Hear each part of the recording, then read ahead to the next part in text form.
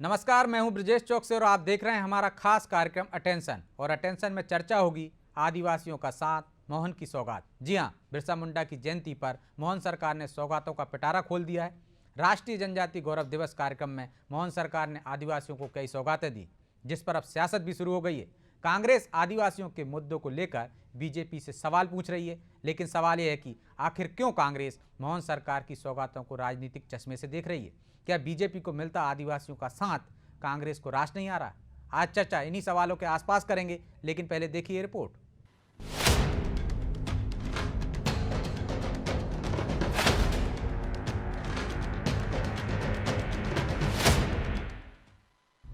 BJP ने राष्ट्रीय जनजाति गौरव दिवस मनाया। भगवान बिरसा मुंडा की जयंती पर आदिवासियों को लुभाया। भले ही प्रदेश में उपचुनाव निपट चुके हो, लेकिन आदिवासियों को लुभाने में बीजेपी और कांग्रेस कोई मौका नहीं छोड़ते।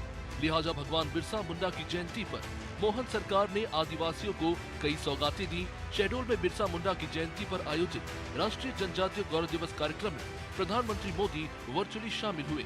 पीएम मोदी ने छिंदवाड़ा के बादल भोई जनजातीय स्वतंत्रता संग्राम सेनानी संग्रहालय और जबलपुर के राजा शंकर शाह रघुनाथ शाह स्वतंत्रता संग्राम सेनानी संग्रहालय का वर्चुअल लोकार्पण किया। इस दौरान सीएम डॉक्टर मोहन यादव ने कहा कि बाढ़ सागर का पानी शहडोल जिले को सिंचाई और पीने के लिए मिलेगा। उन्होंने कहा कि प्रदेश में 1 करोड़ 21 लाख से ज्यादा जनजाति है। ये हमारे लिए गर्व की बात है। मुझे इस बात की प्रसन्नता है, हमारे उस वीर के संघर्ष के कारण जीते जी जैसे भगवान श्री राम अपने वनवासी आदिवासियों के बीच लंबा समय गुजार करके रावण जैसी महाशक्ति से संघर्ष करते हुए प्रभु श्री राम बने, तो वो हमारे आदिवासियों के कारण से बने। ऐसे ही भगवान कृष्ण ने अपना संघर्ष प्रारंभ किया।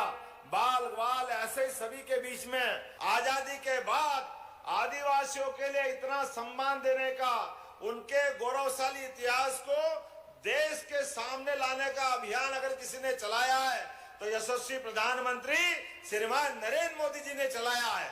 कि आदिवासी समाज को सशक्त करने में भारत के प्रधानमंत्री भारतीय जनता पार्टी की सरकार लगातार काम कर रही है। देखिए, कांग्रेस हर चीज पर प्रश्न खड़ा करती है। मैं यहाँ आया हूँ तो प्रश्न खड़ा करेगी।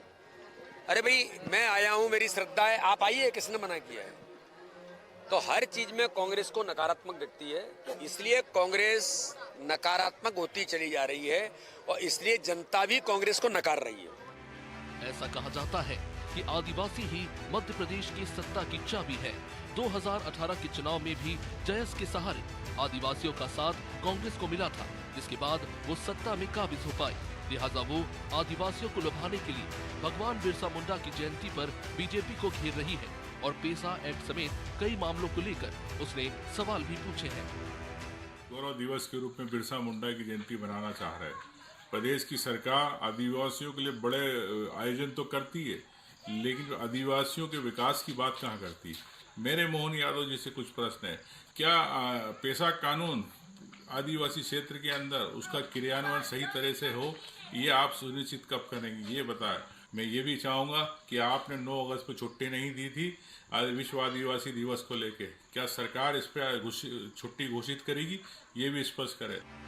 ये जग जाहिर है कि आदिवासियों के जननायकों को बीजेपी ही सबसे पहले सबके सामने लाई और उन्हें सम्मान भी दिया।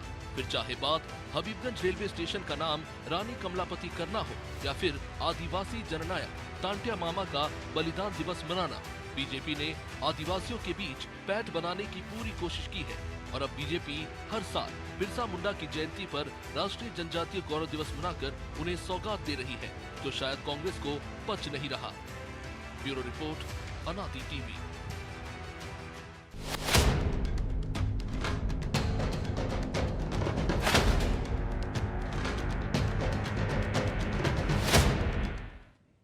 तो इस मुद्दे पर चर्चा के लिए हमारे साथ जुड़ गए हैं वरिष्ठ पत्रकार सुरेश शर्मा और हमारे सहयोगी प्रभु पटेरिया। बहुत बहुत स्वागत है शर्मा जी आपका। नमस्कार। और बिरसा मुंडा की जयंती पर भी कांग्रेस सियासत कर रही है। क्या जो बीडी शर्मा बोल रहे हैं कि नकारात्मक हो गई है कांग्रेस पूरी, क्या आपको भी ऐसा ही लगता है? हर चीज़ का विरोध क्यों करना? अच्छा काम हो रहा है, गौरव दिवस मनाया जा रहा है तो बधाइयाँ दीजिए, समाज को अच्छा संदेश दीजिए, लेकिन खोट दिख रहा है उनको। देखिए ब्रजेश जी, इस समय देश की जो पॉलिटिक्स है वो पॉलिटिक्स ही नकारात्मक हो गई है। आप किसी भी, मैं बार बार एक बात कह रहा हूं, मुझे मालूम है थोड़े दिन बाद हमारा मीडिया जगत इस बात को कहना चालू करेगा कि हमारे देश के जितने भी कर्णधार हैं, चाहे वो मध्य प्रदेश से लगा लीजिए, चाहे अन्य राज्यों के और राष्ट्रीय स्तर के, किसी के पास भी ये विजन नहीं है कि वो अपने राज्य को, अपने क्षेत्र, चुनाव क्षेत्र को या अपने देश को वो क्या बनाना चाहते हैं। अब राहुल गांधी के बयान सुनिए, दिन भर गालियां निकलती हैं। आप जो है महाराष्ट्र के चुनाव चल रहे हैं, उद्धव ठाकरे जी को सुन लीजिए, वो अपने पिताजी की भूमिका को निभा रहे हैं, पिताजी को खुद स्वीकार नहीं कर रहे, कह रहे मेरे पिताजी की भावनाओं का ये।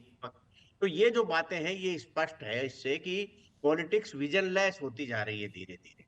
अब हम मध्य प्रदेश के संदर्भ में यदि बात करें तो हमने माननीय नेता पर प्रतिपक्ष जी को आपके चैनल पर सुना, उनने दो बातें कही। पहला ये कही छुट्टी घोषित क्यों नहीं करी। दूसरा उन्होंने कहा कि जो पैसा एक्ट है उसका एग्जीक्यूशन सही हो रहा है कि नहीं हो रहा है जरा देख लीजिए।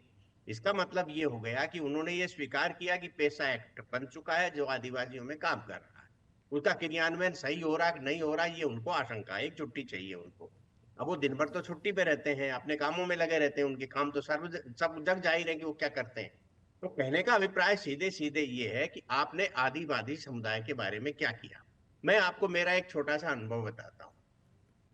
मैं पहले कभी जॉब करता था तो मैंने देखा कि एक जो है पुस्तक व्यापारी है, उस पुस्तक व्यापारी ने अपनी पुस्तकें जिन जिन विद्यालयों में भेजी, सारे विद्यालयों में राजीव गांधी, संजय गांधी, इंदिरा गांधी, जवाहरलाल नेहरू और इनके नामों से जो है वो विद्यालय बने हुए हैं। पार्क देख लिए उनके नाम से बने हुए हैं।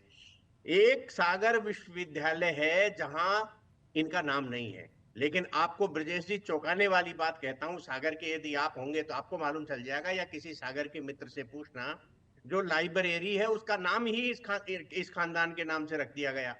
तो आप इस, वो लाइब्रेरी का नाम रख दिया उस खानदान के नाम से, भाई जवाहरलाल नेहरू लाइब्रेरी या इंदिरा गांधी लाइब्रेरी, वहां जब यूनिवर्सिटी का और कॉलेज का नाम नहीं मिला। कहने का सीधा अभिप्राय ये है कि आपने अपने 4-5 लोगों के अलावा, एक महात्मा गांधी जी को जोड़ लेते हैं बस वो, तो इनके अलावा आपने किसी भी व्यक्ति को ये बताया ही नहीं कि ये भी हमारे समाज के, देश के महानायक हैं, इन्होंने भी देश की आजादी में कोई काम किया था। भारतीय जनता पार्टी ने एक अच्छा काम किया है, यदि सूची बनाई जाए तो पहले, दूसरे, चौथे, पांचवें नंबर पर आप ये लिखोगे कि इन्होंने देश के अंदर स्वतंत्रता संग्राम के जितने महानायक थे उनके नामों को सामने लाना चालू कर दिया, ताकि इस देश से ये भ्रम निकल गया कि ये 4 लोग जो अंग्रेजों की बनाई कांग्रेस पार्टी में शामिल होकर के और अंग्रेजों के ही विरुद्ध आंदोलन कर रहे थे, महानायक उनको जो सिद्ध कर रखा था। अब ये मालूम चल गया कि नहीं, भगवान बिरसा मुंडा भी थे, शंकर साहब भी थे, रघुनाथ साहब भी थे, बाकी और भी थे, टंटा मामा भी थे, इन्होंने भी इस देश की आजादी में काम किया था। नेहरू जी और गांधी जी ने अकेले ने नहीं किया, देश को आजाद कराने वाले नेताजी सुभाष चंद्र बोस भी थे, जिनका जो है आपने इंडिया गेट से प्रतिमा लगा करके और पूरे देश को, विश्व को संदेश दिया। को याद है कि सुभाष चंद्र बोस जो है वो कब अंग्रेजों से मिले थे।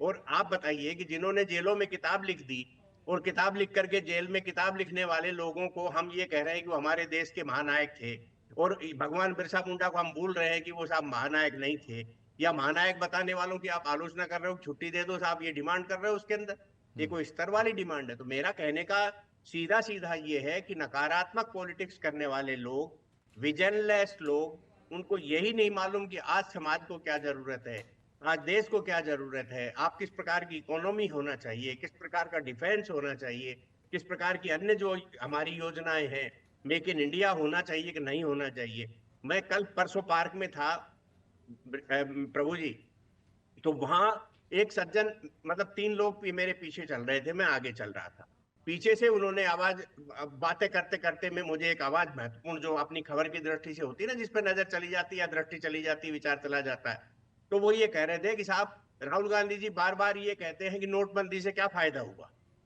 तो उनने कहा कि मैं बैंकर हूं, 22% करेंसी देश में ऐसी चल रही थी जो फर्जी थी, वो 22% करेंसी चलन में से बाहर हो गई और ओरिजिनल करेंसी जो है वो चलन के अंदर वापस आ गई। अब उसके बाद मोदी जी ने नोट की रंग रूप और ये वो बदल दिए थे, यानी कि आप नेगेटिव 22% करेंसी को भारत की करेंसी के चलन से बाहर कर दिया। आप कह रहे हो कि नोटबंदी से कुछ फायदा ही नहीं हुआ।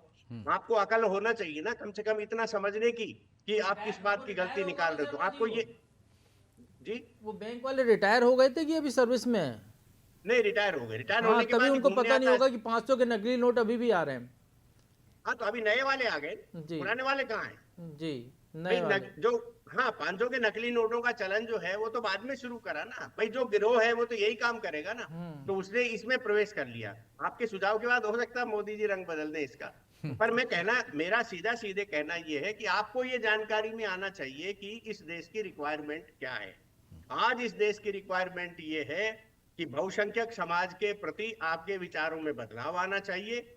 आदिवासी, दलित और जो अन्य लोग हैं जिनको आज भी सहारे की जरूरत है, उनको आप सहारा दीजिए, उनको फ्रंट पे लाइए, उनके आदर्श पुरुषों की जानकारी दीजिए। ठीक है, तो शायद क्या यही टीस है जो शर्मा जी ने कहा है या जो मोदी जी भी कह रहे हैं कि आदिवासी योगदान को मिटाने की कोशिश ही की गई। एक परिवार के योगदान, एक दल के योगदान को बखान किया गया और उसी वजह से जो कार्यक्रम हो रहे हैं आदिवासियों के जननायकों के नाम पर वो रखना, चाहे उस दिशा में कदम उठाना, उपलब्धियां हों या फिर जो योजनाएं हों या राष्ट्रपति का जिक्र करना हो, शायद यही टीस है कांग्रेस को जो हर चीज़ में खोट देख रही है, बुराई देख रही है। एक दो उदाहरण जो दिए हैं शर्मा जी ने, उन्होंने तो 10 सवाल किए हैं और आपने देखे वो सवाल किस तरह से हैं कि क्या कोई भाजपा नेता आदिवासी को गोली नहीं मारेगा क्या, जैसे भाजपा के नेता बंदूक लेकर आदिवासियों को ढूंढते फिर रहा हूँ। मेरे सवाल है ब्रजेश जी, आप ही से। देखिए, मैं जहाँ तक मानता हूँ इस पूरे मसले पर बिरसा मुंडा जी का योगदान अपनी जगह है, निश्चित तौर पर है। टंटिया मामा का योगदान है, शंकर शाह रघुनाथ शाह का योगदान है, रानी दुर्गावती से लेकर बहुत सारे हमारे पास ऐसे आदिवासी में भी बहुत सारे नायक हैं जिनने राज किया है, जिनने लगातार लड़ाइयाँ लड़ी अपने राज्य को बचाने के लिए। अब ये जो चाहे बीजेपी करे या कांग्रेस करे, कोई भी दल करता है, राजनीतिक दल जो कोई कार्यक्रम करते हैं तो राजनीतिक उद्देश्य उनके सामने होते हैं। आप जो है बिरसा मुंडा जी को भगवान के तौर पर अब स्थापित किया जा रहा है। बिरसा मुंडा जी झारखंड क्षेत्र के थे। आप मंडला के लोगों से पूछ लीजिए किसी आदिवासी से, तो उनको, नए लोगों को अभी भी नहीं पता होगा बिरसा मुंडा को। उन्हें अब जानना शुरू किया जब हमने बताना शुरू किया है। उनको अपने क्षेत्र के, उनको अपनी गोंड रानी के बारे में उनको पता होगा। तो हमने अपने एक, चूँकि एक पूरा वोट बैंक प्रभावित होता है, तो हमने वो स्थापित प्रतीकों को लाने की कोशिश शुरू कर दी है। तो ये तो राजनीतिक तहत जुड़े हुए कार्यक्रम है, इसलिए कांग्रेस विरोध करती है, इसलिए तो बीजेपी पहले से कांग्रेस बता रही होती तो जरूरत ही क्या पड़ती? नहीं, जरूरत नहीं है ब्रजेश जी, ऐसा नहीं है। हमने जो है पंडित जवाहरलाल नेहरू को भी पढ़ा है, हमने सुभाष चंद्र बोस को भी पढ़ा है, हमने खुदीराम बोस को भी पढ़ा है, हमने बिरसा मुंडा को भी पढ़ा है। क्यों नहीं पढ़ा है हमने? बस ये है कि किसी को 2 पन्ने में पढ़ा है, किसी को आधे पेज में पढ़ा है, और किसी को हम जगह जगह पे देख रहे हैं उसका नाम। अब ये जो है, अब उसका जो है अपने अपने एक राजनीतिक उद्देश्यों से राजनीतिक दल उनको आगे बढ़ाने की कोशिश कर रहे हैं। तो बिल्कुल उसी तरीके की बात हो गई है जिस तरीके से कुछ लोग जो है किसी और को भगवान बना देते हैं, कहीं और किसी को भगवान बना देते हैं। तो उस तरीके की बात होगी, लेकिन इसमें कोई बुराई नहीं है। आप बिरसा मुंडा को बताइए, क्योंकि उनका योगदान था। एक आदिवासियों को जो कम जागरूक वर्ग माना जाता है, उस वर्ग को लेकर उन्होंने काम किया। अंग्रेज़ों से लड़ाई लड़ी उनने, आज़ादी के पहले की बात है। वो दौर था जब आज़ादी का ऐसा मूवमेंट नहीं हुआ था, तब उनने वो लड़ाई लड़ी। तो निश्चित तौर पर उनका योगदान वहाँ पर है। हमारे यहाँ भी टंटिया मामा का योगदान वैसा ही है, जिनको कि हम भूल गए थे, उनको याद दिलाने की कोशिश की गई।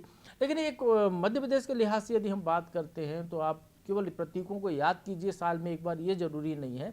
आज हम जो है 70-75 साल हो गए हैं हमको जो है मध्य प्रदेश में सबसे हर 5वां व्यक्ति आदिवासी है। 1,53,00,000 से ज़्यादा की 2011 की जनगणना के हिसाब से मध्य प्रदेश में आदिवासी हैं। हमको उस वर्ग को आगे लाना होगा, उनको बुनियादी सुविधाएं देनी होगी, उस वर्ग को जो है सब शिक्षा का स्तर बढ़ाना होगा, सामाजिक स्तर बढ़ाना होगा, स्वास्थ्य की सुविधाएं देनी होगी। हमने उस वर्ग के प्रति जो योगदान था, जो इतनी बड़ी आबादी, उसका हमने वैसा उसको सेवाएं नहीं दी जैसा कि हम उसका वोट बैंक के तौर पर उपयोग करते हैं। तो यहाँ पर राजनीतिक दलों को सोचना होगा कि आप उन प्रतीकों को तो बात कीजिए, लेकिन उन प्रतीकों के साथ ही आप उनकी जो बुनियादी ज़रूरतें हैं उसको भी पूरी कीजिए, वहाँ पर काम कीजिए। तो शायद वो ज़्यादा बेहतर होगा कि वो वर्ग उठकर सामने आए, ज़्यादा से ज़्यादा आदिवासी वर्ग के लोग जो अच्छी सेवाओं में आए, ज़्यादा से ज़्यादा उनको योगदान। आपको नहीं लगता सरकार इस तरह लेकर गंभीर है? योजनाओं की बात कर लें हम, 334 करोड़ के विकास योजनाओं का उद्घाटन किया, पैसा एक्ट की बात कर लें, आदिवासियों में फोकस हुआ, भले ही वोट बैंक के कारण हुआ। यदि ये पहले से होता रहा होता प्रभु जी, तो आज इतनी व्यापक स्तर पर आपको नहीं करना पड़ता ना। हाँ, बहुत मुझे कुछ स्तर में सुधार हो चुका होता पेशा उनका। एक्ट ब्रजेश जी, मुझे नहीं लगता है समानता के सिद्धांत पे आधारित है पेशा एक्ट। एक जिला है, एक जिले में आपने ट्राइबल ब्लॉक में ट्राइबल का कानून चलेगा। आज का ही अखबार आप पढ़ ले, पेशा पंचायत का आदेश कलेक्टर मानने को तैयार नहीं है, कलेक्टर का आदेश पेशा पंचायत मानने को तैयार नहीं है। ये स्थितियाँ, ये क्लैश हम बढ़ाने का काम कर रहे हैं। आपको वहाँ संतुलन साधने जैसे नियम बनाने चाहिए। केवल वोट, पेशा एक्ट बना क्यों? वोट बैंक के लिए बना। आपने कहा कि आदिवासी है, चूंकि मूल आदिवासी है, जैसे अंडमान में एक द्वीप है जहाँ पर लोग कहते हैं कि वहाँ पर बाहरी लोगों को जाने नहीं दिया जाता क्योंकि उनका जो मूल स्वरूप में वो आदिवासी हैं जब पहले से थे। तो हम उनको वैसे ही रखना चाहते हैं, उनको समाज के स्तर पर नहीं उठाना चाहते। आप उनको, उस वर्ग को वहीं पर सीमित करना चाहते हैं कि वो अपनी पंचायत में अपना कानून चलाएगा, उसके बाहर दुनिया में क्या हो रहा है उससे कोई मतलब नहीं है। उस पंचायत में मोबाइल टावर लगना है तो पेशा कमेटी उनकी जो है वो तय करेगी कि मोबाइल टावर लगेगा कि नहीं लगेगा, तो लगेगा। उसको शिक्षा का, वहाँ के बच्चों को नहीं चाहिए कि बेतार की सुविधाओं से उनकी शिक्षा का स्तर बढ़े। तो ये बहुत सारी चीज़ें हैं, अच्छे इसका फायदे भी है, इसका नुकसान भी है। लेकिन जब आप राजनीतिक उद्देश्यों के तहत इन चीज़ों को लागू करते हैं तो फिर उसके दुष्परिणाम भी सामने आते हैं। तो जैसे मैंने कहा, आज के अखबार में ही है खबर, ये पेशा एक्ट को लेकर जबलपुर जिले का ही शायद मामला है ये। वहाँ पर जो है तनाव की स्थिति है कि वही पेशा पंचायत ने अलग निर्णय लिया, कलेक्टर उसको मानने को तैयार नहीं। तो सरकार आपकी है ना, आपकी सरकार ने तो पेशा एक्ट लागू किया था। तो यहाँ पर ये चीज़ें हैं, अच्छी चीज़ है उसमें। पेशा एक्ट में मैं नहीं कह रहा कि पूरी बुराइयाँ है, अच्छाई भी है, लेकिन एक लेकिन अभी संतुलन भी तो की आदिवासी सीढ़ी भी होनी अपने चाहिए। हिसाब से निर्णय ले रहे हैं ना, जो उनकी परंपराएं चली आ रही हैं उसके हिसाब से निर्णय हो रहे हैं। तो इसमें पेशा एक्ट में यदि उनको कानूनी रूप दे दिया जाए तो क्या बुराई है शर्मा जी? क्या पेशा एक्ट में बुराइयां भी हैं और अच्छाइयां भी हैं? इससे क्लेश बढ़ेगा क्या? नहीं, देखिए, प्रभु जी की इस बात में दम है, इसमें कोई नकारा नहीं जा सकता। मुझे एक बार याद है, विजय शाह से मेरी बात हो रही थी तो विजय शाह ने मुझसे कहा कि ये कौन सी बात हो गई कि आदिवासियों को तो आप पुरानी यूनिफॉर्म में रखना चाहते हो और आप लोग ब्राह्मण हो तो आप धोती कुर्ता छोड़ करके पैंट कोट में आ गए। तो आप भी तो वही परिधान पहनो ना, वैसा का वैसा ही वही काम करो ना जो आप करा करते थे। आप लोग पढ़ लिख करके आगे जाना चाहते हैं और ये तो हमने केवल अपने बचाव के लिए इतना कहा उनसे। मैंने कहा आप इतने बरस से मंत्री हो, कुछ तो करते, और आप तो इस विभाग के मंत्री रहे हो। तो आज जो है हमें ये याद करना पड़ेगा कि जब सुंदरलाल पटवा जी की सरकार थी तो पाताल कोट जो है वो एक बड़ा मामला हुआ था। प्रभु जी याद होगा आपको अच्छे से कि वो बैल खा गया और आदिवासी ने ऐसा, और बड़ा उस पर विवाद हुआ था। फिर उनके यहाँ से कुछ गेहूं बरामद करा दिए सरकार ने, नहीं इनके तो घर में गेहूं रखा था, बैल कैसे खा जाएंगे। ये बाद में मालूम चला कि उस पाताल कोट को पाताल से बाहर निकालने के नाम पर इतना रुपया खर्च हो चुका है कि उस समय वहां के आदिवासियों को 1-1 करोड़ रुपया इससे आ सकता था। कौन खा गया उसको? छिंदवाड़ा जिले का मामला है ये। कमलनाथ जिसके लिए कितने जिम्मेदार हैं, या भाजपा वाले चंद्रभान कितने जिम्मेदार हैं आपको, या प्रशासन तंत्र वहां कितना जिम्मेदार है? आपने आदिवासी की योजनाओं को फलीभूत नहीं होने दिया। इतना पैसा जो है, आप देखिए बजट में आदिवासी मद और SC ST का अलग से एक मद होता है फंड का, आप वो पिछले 20 साल का जोड़ लीजिए। 1 करोड़ 21 लाख बता रहे हैं प्रभु जी, 154 बता रहे हैं, तो 1 करोड़ 21 लाख आज मुख्यमंत्री जी ने बोला है। तो यदि मान लो इतने लोग हैं तो इतने लोगों को तो वो पैसा नगद दे देते तो ही ये लोग करोड़पति हो जाते। आपने जो है अधोसंरचनाएं नहीं करी। ग्रामीण अंचलों में आज भी चले जाइए कि वहां व्यवस्थाएं नहीं है आदिवासी घरों के पास, उनके पास आज भी कच्चे घर है। और ये चीजें जब तक आप नहीं सुधारेंगे, देखिए मुख्य धारा से तो आपको जोड़ना पड़ेगा, इंफ्रास्ट्रक्चर आपको वहां पहुंचाना पड़ेगा, पेयजल की व्यवस्था वहां लाना पड़ेगी, स्वास्थ्य की सुविधाएं आधुनिक आना पड़ेंगी, तांत्रिक वगैरह व्यवस्थाओं से झाड़ फूक से कितने दिन आदिवासियों को आप ठीक कराने की बातें करोगे? तो ये सारी चीजें तो निश्चित रूप से आपको लाना पड़ेंगे। लेकिन आप देख लीजिए कि पिछले समय से, जब से बीजेपी की सरकार आई है, मैं प्रशंसा नहीं कर रहा हूं बिल्कुल भी, ये सत्य आंकड़ों के आधार, आंकड़े तो खैर मैं नहीं बोल पाऊंगा, सत्य तथ्यों के आधार पर बोल रहा हूं मैं कि जब से आदिवासी बीजेपी की सरकार आई है, आदिवासी क्षेत्र के लिए, अंचलों के लिए कई प्रोजेक्ट आए हैं, कई योजनाएं आई हैं। आज भी यदि मान लो मोहन यादव जी की सरकार के समय जो घोषणाएं हुई हैं उनका सीधे रूप से लाभ मिलेगा। अब देख लीजिए आदिवासियों को शिक्षा के क्षेत्र में लाने के लिए जिस प्रकार हॉस्टल्स बने हैं, जिस प्रकार से व्यवस्थाएं हो रही हैं, सुविधाएं दी जा रही हैं, उन सुविधाओं को बीच में कोई खा जाता है या सुविधाएं जिन तक पहुंचना चाहिए उन तक पर्याप्त नहीं पहुंच रही, इसकी मॉनिटरिंग का अभाव है। और यदि कांग्रेस ये वाले सवाल उठाएगी जो हम लोगों ने उठाए हैं अभी, तो मुझे लगता है कि तब ज्यादा उसका लाभ होने वाला है। एक बात मैं और बता दूं आपको, मैं स्पष्टीकरण नहीं है लेकिन प्रभु जी आप इस बात का थोड़ा सा निवेदन है मेरा कि सरकार ने कोई बिरसा मुंडा जी को भगवान घोषित नहीं करा और ना ही धार्मिक संस्थाओं ने घोषित किया। ये आदिवासी अंचलों में और मुख्य रूप से झारखंड में उन्हें भगवान के रूप में माना जाता है, इसलिए उनके नाम के आगे भगवान बिरसा मुंडा लग गया। वो अवतार लेने वाले भगवान नहीं है, महात्मा बुद्ध की तरह और बाकी और लोगों की तरह जिन्होंने लिया था, वैसे वाले भगवान नहीं है ये। आप किसी को भगवान, अब सचिन तेंदुलकर क्रिकेट के भगवान है, कल वो लिखने लग जाएंगे भाई सचिन तेंदुलकर क्रिकेट के भगवान है, तो भगवान मतलब रामचंद्र जी वाले भगवान सचिन तेंदुलकर नहीं बने। वो क्रिकेट में एक अच्छा काम करके और उनको भगवान जैसा मानने लगे। ठीक है, अपन डॉक्टर को भगवान मानते हैं, तो डॉक्टर कौन सा जो है ब्रह्मा जी के नाभि से पैदा होता है, तो आपके हमारे घर में ही पैदा होता है, तो उसको भगवान मानने का अभिप्राय ये। तो इस प्रकार से जो बिरसा मुंडा साहब को जो माना गया है भगवान, वो सामाजिक सुधार के लिए, सामाजिक नेतृत्व के लिए, अंग्रेजों से युद्ध के लिए, अपने समाज के उत्थान के लिए। अब बताइए कि उस जमाने में भी तो जागरूकता थी, तभी तो वो आजादी के आंदोलन में कूदे। जब जागरूकता नहीं थी तो कहां कूदते। अभिप्राय सीधे सीधे ये है कि आपने आजादी के बाद इन समुदायों को विलुप्त करने की कोशिश की गई। आपने जो प्रोपगंडे बनाए, वो प्रोपगंडों के अंदर वो केवल वोट के नाम पर, आपको याद है हम सब लोग खबरों में कवरेज करा करते थे उस जमाने में कि भाई आदिवासी तो केवल इंदिरा जी का नाम जानता है। क्यों साहब, वो बिरसा मुंडा का नाम क्यों नहीं जानता, इंदिरा जी का नाम क्यों जानता है? वो इंदिरा जी कौन सी उनकी रिश्तेदार थी, कौन सा रोटी बेटी का संबंध था इनका? लेकिन इसके बावजूद भी वो इंदिरा जी को जानते थे। आजकल वो प्रियंका जी का नाक जो है उनके जैसा दिख रहा है, तो प्रियंका जी को कहते हैं साहब, वो तो उनको जानने लग जाएंगे क्योंकि इंदिरा जी को जानती हैं। ये यदि मान लो हमारा पैरामीटर है, तो भले इंदिरा जी को जानने वाली पीढ़ी चली गई हो, हमारे महानायक जो हैं, मैं ये नहीं कह रहा हूं, देखिए ये महानायक जो है एक व्यक्ति के नहीं होते।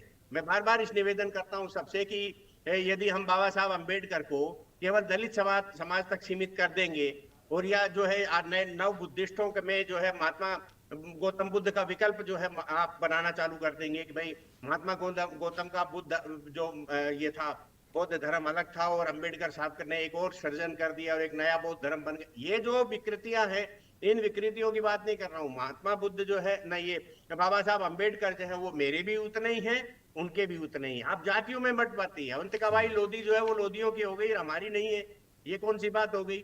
सरदार पटेल साहब जो है वो गुजरात वालों के हो गए, हमारे है ही नहीं। गांधी जी जो है वो कांग्रेस के हो गए, हमारे है ही नहीं। आपने महापुरुषों को जो व्यक्ति स्वार्थ के लिए बांट दिया है, ये मानसिकता से बाहर आना चाहिए। महापुरुष पूरे देश के हैं, महापुरुषों को पूरे देश के रूप में मानना चाहिए। जो हे दृष्टि की बातें, राजनीति की बातें करते हैं, ये बिल्कुल गलत है। इसी के कारण तो हमारा संगठन समाज संगठित नहीं हो। तो फाइनल बात बहुत जल्दी में कह दूं क्योंकि अगला समय आप प्रभु जी को दीजिए। मेरा कहना यह है कि हमने कुछ जो नैरेटिव सेट गलत किए हैं। अनेकता में एकता, आपने देश को अनेकता वाला बना दिया। पहले दिन किसने दिया था नारा? उसको ढूंढिए आप, उसने क्यों बनाया अनेकता वाला देश? हमारा देश तो पहले से ही एक था। आपने अनेकता, आपने बार बार कह दिया कि साहब हिंदू मुस्लिम सिख ईसाई आप मतलब चार अलग अलग खड़े कर दिए आपने। हिंदू मुस्लिम भाई भाई नहीं, हम देश के नागरिक है भैया, काय का भाईचारा बना रहे हो आप? हम तो हैं ही इकट्ठे।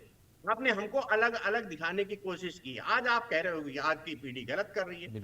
आजादी के आंदोलन के लोगों ने ही भाई भाई भाई भाई का नारा देकर के हमें अलग अलग कर दिया। तो ये अनेकों ऐसे एग्जाम्पल है जो नैरेटिव सेट करके गए, जिसको आज हम काट रहे हैं। तो प्रभु जी, ये नैरेटिव और जो राजनीति की वजह से आदिवासियों की स्थिति है, नहीं तो अब तक मुख्य धारा में आ चुके होते वो। जी प्रभु जी, काम हो रहा है। जैसे अभी सूर्य शर्मा जी ने बताया, हॉस्टल की बात की, मैं भी मेरा देखा हुआ है, मैंने रिपोर्टिंग की है।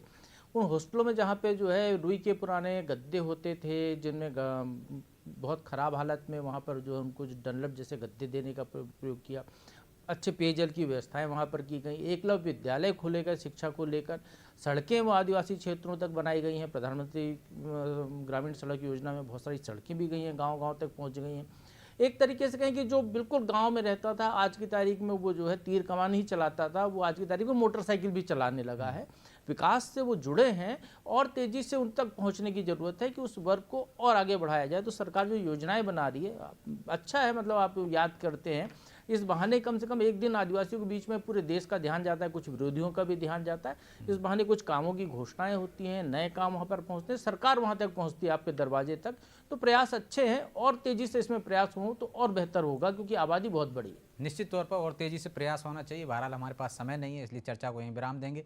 शर्मा जी, बहुत बहुत धन्यवाद आपका। तो आदिवासियों के बीच में सरकार पहुंच रही है, भले ही गौरव दिवस के रूप में पहुँचे या अन्य जो आदिवासी नायक हैं उनकी जयंती पुण्यतिथि के रूप में वहाँ पहुँचे, तो आदिवासियों पर फोकस तो है सरकार का। इस बहाने जो प्रभु जी ने कहा कि विरोधियों का भी ध्यान जाता है, सरकार का भी जाता है और निश्चित तौर पर योजनाएं बेहतर हो रही हैं। तेज़ी से काम करने की ज़रूरत है ताकि मुख्य धारा में ये वर्ग आ सके और इस वर्ग का भी भविष्य उज्जवल हो सके। बहरहाल अटेंशन में आज इतना ही। मुझे दीजिए इजाज़त और आप देखते रहिए अनादि टीवी। नमस्कार।